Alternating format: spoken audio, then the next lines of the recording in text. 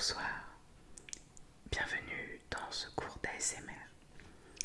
Dans ma classe, on chuchote, c'est le principe de l'ASMR. Tout le monde, oui, personne n'est manquant, tout le monde est à l'heure, c'est super. Bienvenue. Ce soir, je vais vous donner votre premier cours d'ASMR. D'ailleurs, est-ce que vous savez si le directeur a renouvelé les cours? Vous ne savez pas, ce n'est pas grave. Avant toute chose, je me présente, je suis Mac. Je suis vidéaste encore un peu amateur sur YouTube et je fais donc des vidéos ASMR. Et du coup, pour ce soir, je serai votre professeur. Quelqu'un a des questions sur pourquoi ce cours? Je vais vous répondre. Nous sommes en septembre, une nouvelle année commence. Une année qui peut être stressante, source d'angoisse, de cauchemar, peu importe. Le cours d'ASMR est là pour vous apprendre à bien faire de l'ASMR pour ceux qui voudraient en faire. Je sais que c'est pas forcément le cas de tout le monde. Pour les curieux, vous pouvez quand même prendre des notes. Pour ce premier cours, tout est écrit dans mon petit carnet. Bien évidemment, les bavards font ça en silence. Des écouteurs sont à votre disposition sur les tables, ils ne sont pas obligatoires. Par contre, prendre des notes est un petit peu plus recommandé. Alors, pour ce premier cours, laissez-moi trouver ma page.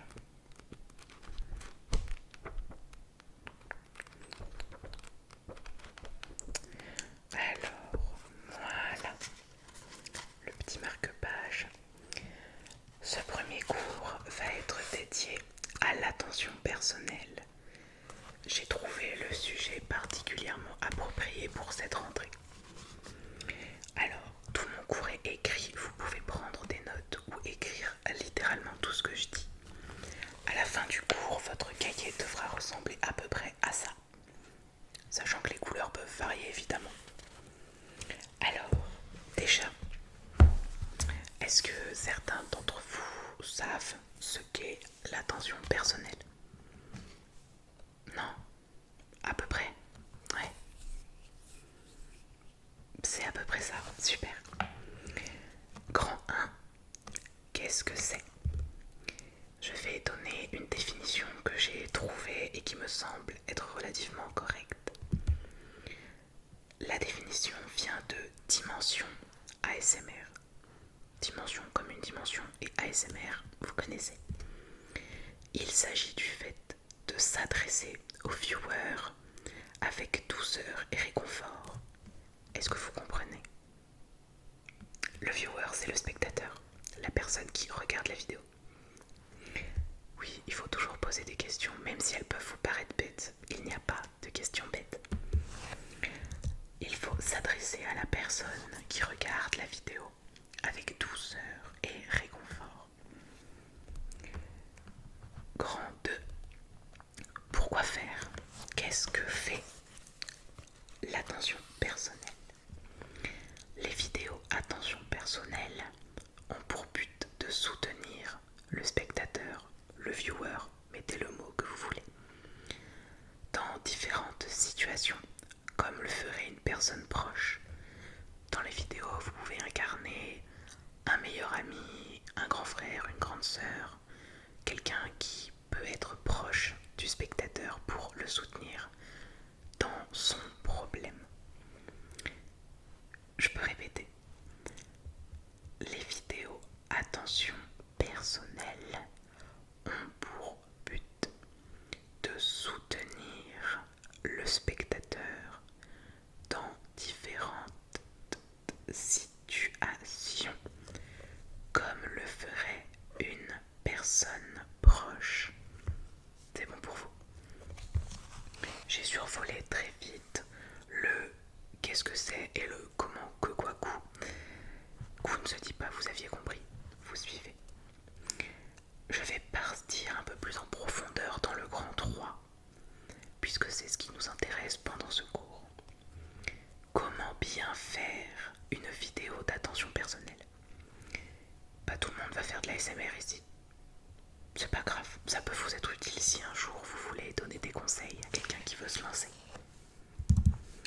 Alors, on va d'abord parler de comment s'adresser aux spectateurs. Alors, pour s'adresser aux viewers et pour avoir une notion de proximité, je le rappelle, il faut faire comme si vous étiez une personne proche du viewer. Il faut utiliser le tutoiement. Si je tutoie une personne, j'ai tout de suite l'air plus proche de cette dernière. Une exception, s'il y a un RP, un roleplay, autour de l'attention personnelle. L'exemple le plus courant est le RP spa, avec soin de la peau, etc. Dans ces cas-là, le vouvoiement est accepté. Oui, ça peut être autre chose que le RP spa. J'ai pris l'exemple le plus récurrent, mais il peut y avoir plein de choses. On le verra après. Alors, dans l'attention personnelle, il faut être positif. J'explique, pas de panique. Si vous avez décidé que dans le contexte de la vidéo, tout allait bien pour le viewer, il faut lui dire que la personne mérite cette plénitude, qu'elle profite, qu'elle a bien raison, tout va bien, c'est génial. Si vous avez décidé que la personne avait un problème, il faut lui dire qu'il ne faut pas s'inquiéter, ça ira mieux. Toujours dans cette optique de positif. L'ASMR est fait avant tout pour vous relaxer et relaxer le viewer. Donc il faut être positif. Surtout avant de dormir, c'est important. Ensuite, il faut encourager et redonner confiance. Si vous avez décidé qu'il y avait un problème, on peut imaginer que la personne en face ait perdu confiance en elle ou envers les autres, peu importe le problème. Il faut désamorcer ça avec des exemples de phrases que vous pouvez noter et fortement utiliser. Tu vas y arriver. Tu vas y arriver. Ou par exemple, je crois en toi. Tu vas y arriver pour l'encouragement. Je crois en toi, je te fais confiance. Vous pouvez décliner ces phrases, bien sûr, ce sont que des exemples. Oui, un autre exemple.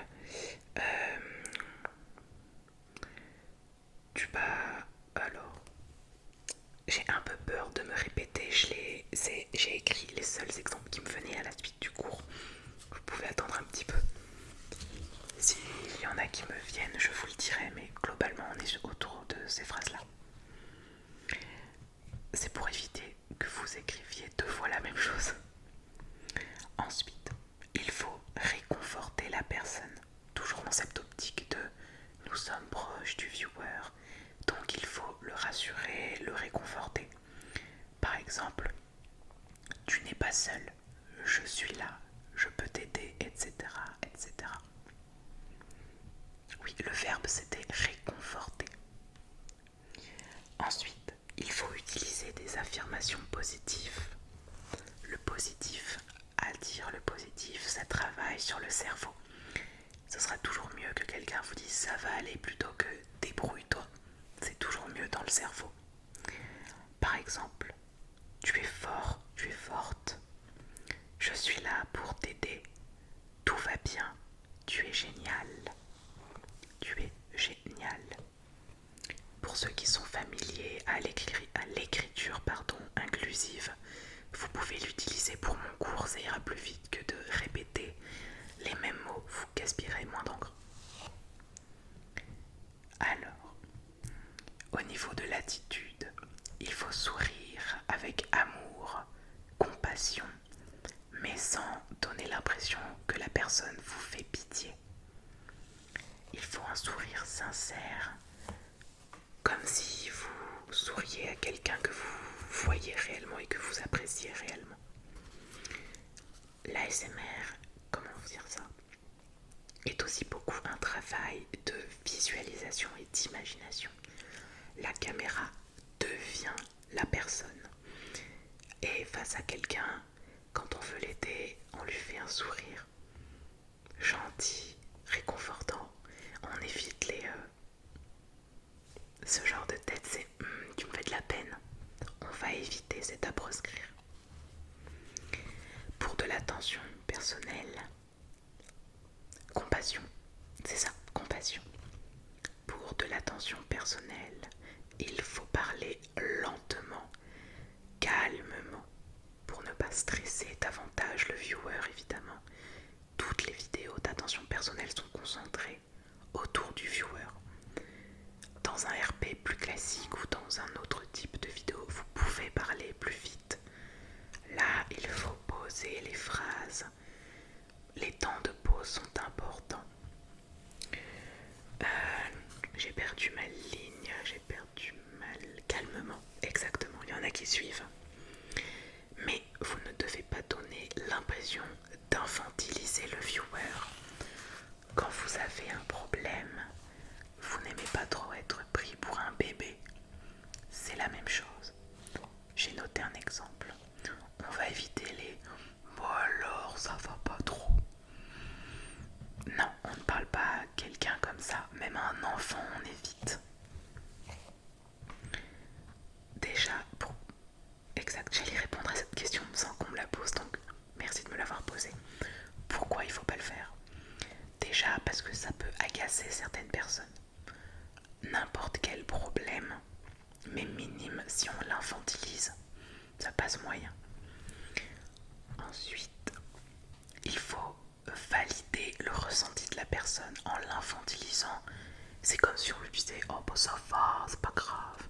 Si, même un problème, un mal de tête récurrent peut être grave pour la personne. Il faut se dire que en face de nous, les personnes peuvent avoir des vrais problèmes. Donc il faut se mettre, comment dire, il faut que tous les problèmes puissent passer. On n'infantilise pas le problème du plus petit au plus grave. On arrive justement à ce genre de partie, à cette partie-là. Niveau vocabulaire, il faut utiliser des mots gentils, tendres et positifs. Je répète, gentil, tendre et positif.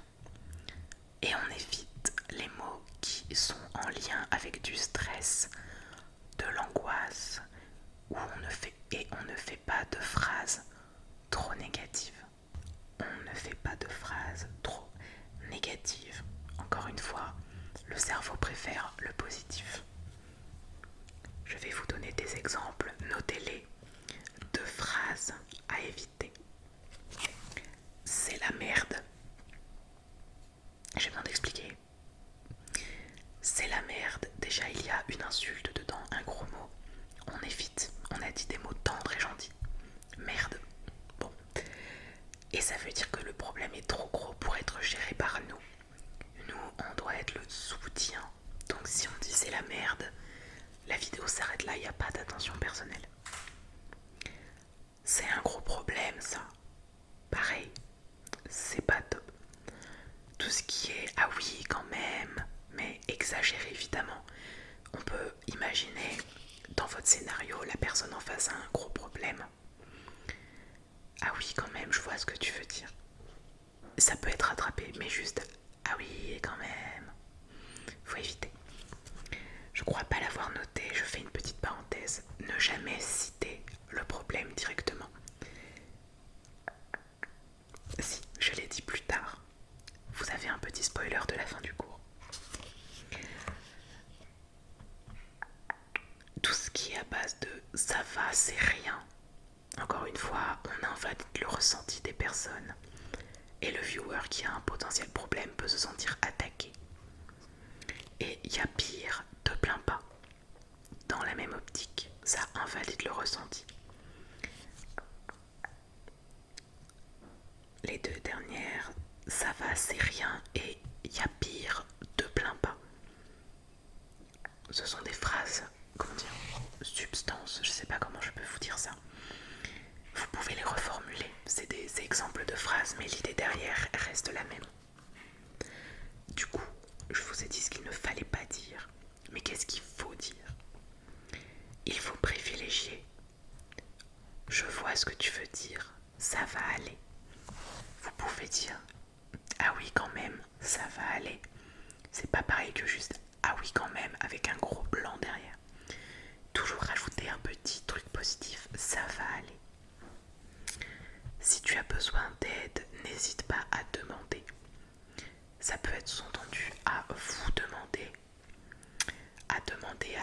professionnel, un ami, une tierce personne. Mais si la personne a vraiment besoin d'aide, qu'elle ose demander à quelqu'un d'autre, peu importe qui. Il faut lui faire comprendre qu'elle a le droit d'avoir besoin d'aide. Et une autre phrase à privilégier, vraiment simple, ça arrive. Tu as un gros problème, je comprends ce que tu ressens, ça arrive. Évidemment, les phrases que je vous conseille ont leur contexte. Par exemple, évitons, t'as un problème, c'est pas grave, ça arrive. Vous voyez le ton, le regard un peu condescendant, un peu expéditif, alors que t'as un problème. Ah, je sais, ça arrive. Le ton amène la forme. Et vous passerez un peu moins pour quelqu'un d'excédé en vidéo. C'est important. L'image est très importante. Très important. Ensuite, il faut formuler des phrases qui peuvent englober plein de problèmes différents. Je pense que je vous l'ai déjà dit avant. Le but est que n'importe qui puisse se dire « Cette vidéo m'aide, peu importe son problème ». Les phrases sont un peu longues, je vais les répéter. Il faut formuler des phrases qui peuvent englober, comme un globe avec EN devant, plein de problèmes différents.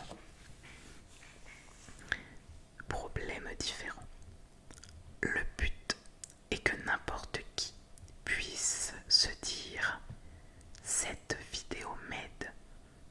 Entre guillemets, cette vidéo m'aide. C'est une citation. Peu importe son problème. Son problème. S-O-N, pas S-O-N-T. Ensuite, conseil suivant. Ne pas hésiter à se mettre au même niveau que le viewer. Alors, cette phrase fait un petit peu enfant. On dit souvent que pour parler à un enfant, il faut se mettre à genoux ou accroupi à son niveau. Là, vu que vous êtes en face d'une caméra, vous ne pouvez pas vraiment changer tous vos réglages pour littéralement vous mettre au même niveau. Se mettre au même niveau, c'est par exemple « ça m'est arrivé aussi ». Quand quelqu'un vous dit « ça m'est arrivé aussi », encore une fois, suivant le ton qu'il emploie, ça vous rassure. Moi, personnellement, ça me rassure beaucoup de savoir que je ne suis pas le seul à vivre ce genre de problème. Ça va un peu de pair avec la phrase suivante. Tu n'es pas le seul dans cette situation, donc on peut t'aider. Le A, le neutre de le est là. Encore une fois, ceux qui gèrent l'inclusif, vous savez, tu n'es pas la seule, le seul pour faire plus simple dans cette situation, donc on peut t'aider. Toujours dans cette démarche de rassurer la personne. Tu n'es pas seul, d'autres personnes ont vécu ton problème aussi. Et je me répète, ne jamais nommer le problème. Il faut qu'une personne, je vais énumérer des exemples. Quelqu'un qui perd son poisson rouge, qui rate un examen, qui est malade. Un exemple un peu plus grave, je ne vais pas les citer, vous en avez sûrement beaucoup en tête. Toutes ces personnes doivent plutôt s'identifier à une seule et même vidéo. Peu importe le contexte que vous avez choisi pour votre attention personnelle, du plus petit problème au plus gros problème, le viewer doit se dire que c'est la bonne vidéo. C'est pour ça qu'il ne faut jamais dire « Oh, tu as perdu ton poisson ». Non, toujours dire « Oui, raconte-moi ». Et vous imaginez votre scénario, mais vous ne le dites jamais. Comme ça, le viewer peut s'imaginer en train de vous raconter ses problèmes. Petite recommandation, et ensuite je vous libère pour votre nuit. Dans les vidéos d'attention personnelle, les mouvements de main sont recommandés. Quelqu'un sait pourquoi? Je vais vous expliquer. Pour ceux qui regardent beaucoup d'ASMR, imaginons, je fais une vidéo, je veux réconforter la personne en face de moi. Oui, je vois ce que tu veux dire, mais ça va aller, t'inquiète. J'ai toutes les attitudes qu'il faut, mais je comprends ce que tu veux dire. T'inquiète, ça va aller. Vous voyez l'idée? Vous n'avez pas les deux mots. Je vous demande deux mots. Quelqu'un pourrait me les... Du réconfort, exactement. Et un autre terme que je n'ai pas cité encore. De la sécurité. En faisant ça, vous mettez le viewer et vous dans une bulle de sûreté. Le problème, peu importe la taille qu'il a, peu importe l'importance qu'il a, ne peut pas nous toucher dans cette bulle. Et les mouvements de main, quels qu'ils soient, les mouvements comme ça, comme ça, je ne sais pas, il y en a qui font des vagues, je comprends pas pourquoi. Peu importe le mouvement de main que vous préférez, ça apportera toujours cette bulle et cette sécurité. Le viewer se sentira inclus avec vous et vous fera plus confiance. Quelques petites recommandations. Une attention personnelle, une vidéo d'attention personnelle peut être juste du blabla, de la parlotte, comment dire, j'allais dire des phrases de développement personnel, mais pas tellement, ça dépend ce que vous préférez. Mais vous pouvez aussi inclure des choses qui réconfortent les personnes, qui peuvent les aider à penser à autre chose. Par exemple, du brossage de cheveux. Dans ces cas-là, si vous n'avez pas le matériel adéquat, soit vous mettez une perruque un peu comme vous pouvez, soit vous cachez la brosse hors caméra et vous rajoutez après des bruits de brosse en layered sound. Donc du brossage du cheveu, du soin de cheveux aussi, ou alors un soin du visage, comme ça vous pouvez coupler bien-être, détente, relaxation, attention personnelle, et mouvement de main.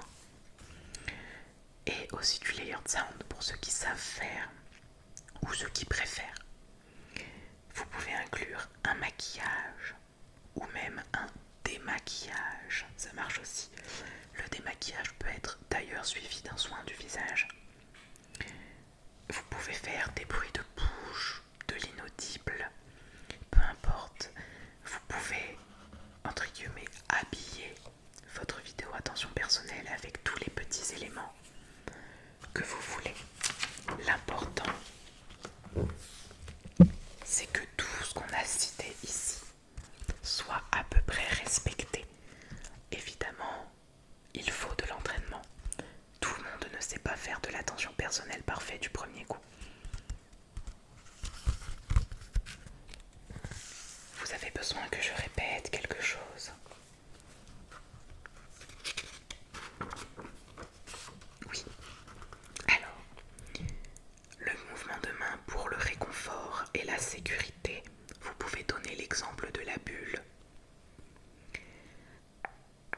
Les exemples pour agrémenter la vidéo: brossage de cheveux, soin des cheveux, soin du visage, maquillage, démaquillage, bruit de bouche, inaudible ou autre évidemment. Nous avons fini notre cours d'ASMR pour ce soir.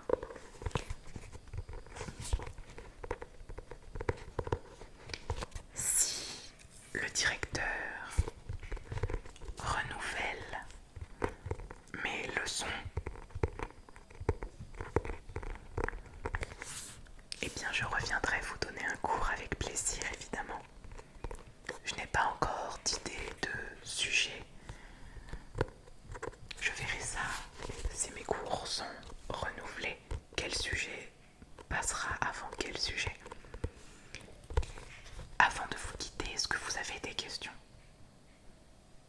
Non, tout va bien. Super. Si vous avez des questions, n'hésitez pas à m'envoyer un mail. Ou peut-être qu'on se croisera dans les couloirs de l'établissement un jour. Je vais pouvoir vous libérer et vous souhaiter évidemment un bon retour chez vous et une bonne nuit. Merci d'avoir été attentif à ce cours.